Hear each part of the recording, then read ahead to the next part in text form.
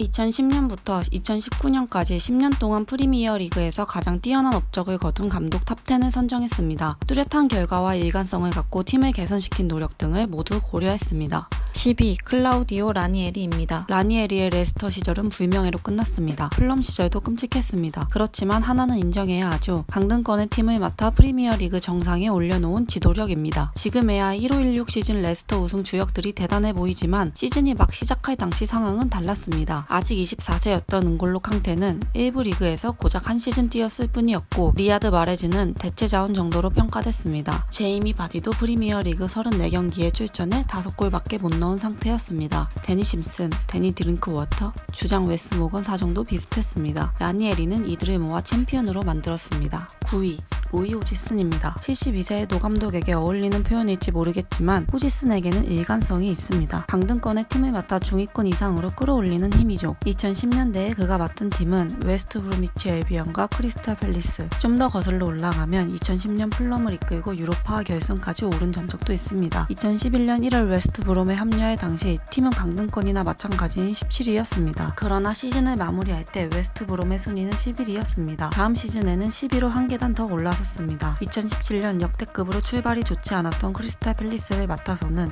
11위로 시즌을 마쳤습니다. 이번 시즌 팰리스는 중위권을 유지하고 있습니다. 이렇다 할 수비수 영입 없이도 호수비와 무실점을 이어가는 중입니다. 8위 조제 무리뉴입니다. 이 시기 무리뉴에 대한 평가는 극단적입니다. 2015년 크리스마스를 일주일 앞두고 첼시 감독직에서 물러났을 때 팀은 16위에 머무른 상태였습니다. 하위 3개 팀보다 승점 1점이 많았을 뿐입니다. 맨체스터 유나이티드를 떠날 당시 팀 성적은 6위였죠. 이런 부진을 인정하더라도 10년 동안 4번이나 우승 타이틀을 가져온 감독은 흔치 않습니다. 특히 1-4-1호 시즌 첼시는 대단했습니다. 사실상 봄이 되기도 전에 리그 우승을 확정했습니다. 말 많고 탈 많았던 맨유에서도 적지 않은 성과를 거뒀습니다. 2차례 컵대회 우승과 리그 2위 성적은 적어도 알렉스 퍼거슨 은퇴 후 맨유를 거쳐간 다른 감독들보다 더 나았습니다. 7위는 브랜든 로저스입니다. 이번 시즌 그가 지휘하는 레스터는 괄목할 만한 성적을 내고 있습니다. 시즌 전 일부 전문가들 사이 혹시나 했던 전망이 현실로 이뤄지고 있습니다. 챔피언스 리그 참가가 불가능해 보이지 않습니다. 운이라고만 할 수는 없습니다. 레스터의 경기력은 리그에서 서너 손가락 안에 꼽힐 정도로 훌륭합니다. 로저스가 이 팀의 지휘봉을 잡은 게 고작 9개월 전이라는 사실을 떠올리면 더욱 놀랐습니다. 13-14 시즌 리버풀 시절도 언급하지 않을 수 없습니다. 우승에서 미끄러졌지만 이희라는 호성적으로 마무리했습니다. 필리페 쿠티뉴, 제임스 밀러, 조 고메즈를 싼 값에 영입했고 후베르투 피르미누도 데려왔습니다. 라임 스털링에게 1군 기회를 줬을 뿐 아니라 18세에 불과했던 그를 데뷔 시즌 36경기에나 뛰게 했습니다. 로저스는 좋은 팀을 만드는 감독이라고 할 수 있습니다.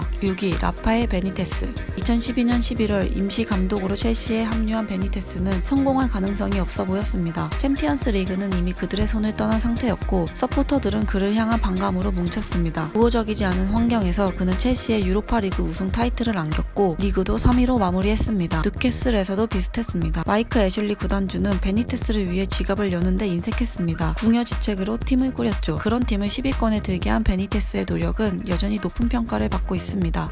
5위 안토니오 콘테입니다. 1617 시즌 첼시에 부임한 콘테 덕에 팀은 빠르게 활기를 되찾았습니다. 선수들은 새로운 정신력과 몸 상태를 회복했고 열심히 뛰었습니다. 178cm의 세사르 아스필리쿠에타는 신뢰할 수 있는 센터백이 됐습니다. 빅터 모제스와 마르코스 알론소는 우승하는 윙백이 됐습니다. 에당 아자르 역시 다시 위협적인 존재가 됐죠. 첼시는 리그 13연승을 달렸는데 이를 일상처럼 보이게 만드는 힘이 콘테에게 있었습니다. 4위 알렉스 퍼거슨입니다. 퍼거슨은 2010년대에 프리미어 리그에서 2차례 우승했습니다. 솔직히 그의 리더십을 일일이 설명할 필요가 있을까 싶습니다. 그럼에도 부연하자면 1213 시즌이 좀 더 특별하게 느껴집니다. 건강 악화설이 돌았음에도 평범한 멤버들을 꾸려 우승을 지휘했기 때문입니다. 1213 시즌의 맨유의 주축은 웰백과 클레버리, 안데르송, 영 등이 있습니다. 이들로 승점 89점을 만들었습니다. 물론 양날의 검 같은 것이기도 합니다. 퍼거슨이 떠난 뒤 그의 유산은 영광으로 가득 찬 트로피 진열대인 동시에 독이 든 성배였습니다. 이후 지금까지 맨유의 행보를 보면 그렇습니다. 3위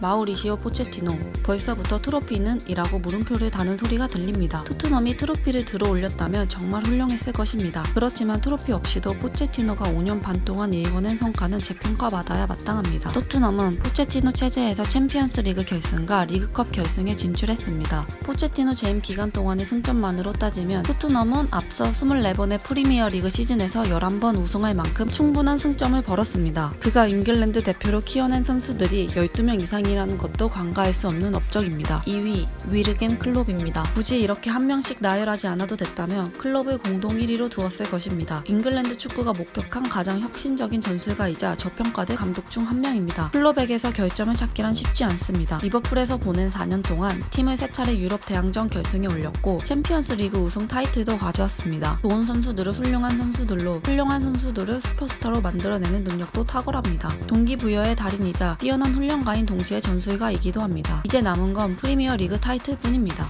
대망의 1위 펩 가르디올라입니다. 17-18 시즌 맨시티가 세운 기록은 화려합니다. 얼마나 대단했는지 경쟁팀이 승점 97점을 확보하고도 2위로 밀렸을 정도입니다. 이 시즌에 맨시티는 61경기에서 모두 169골을 넣었습니다. 프리미어 리그 올해 감독상 수상만 2차례, 이달의 감독상에 선정된 기록은 조제 무리뉴보다 2배 이상 많습니다. 2010년대 EPL에서 그보다 더 많은 성과를 낸 감독은 없습니다. 가르디올라 부임 이래 맨시티는 거의 모든 역사를 새로 쓰고 있습니다. 챔피언스 리그 무관이 유일한 5점 정도입니다. 잉글랜드 무대 한정, 현재까지 최고 감독의 자리는 그의 몫입니다. 이상 포포투였습니다.